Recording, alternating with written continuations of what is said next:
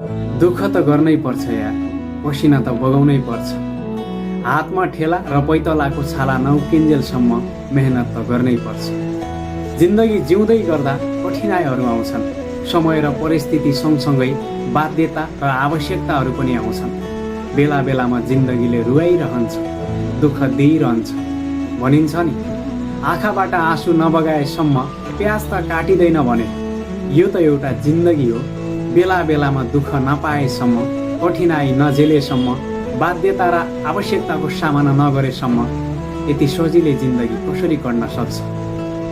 भोलि सफलता पाउनु छ भने त्यो सफलताका लागि आज परित्याग त गर्नै पर्छ। सफलता त्यति सजिलै र कठिनाइ नभोगेसम्म कसैलाई पनि मिलेको छैन।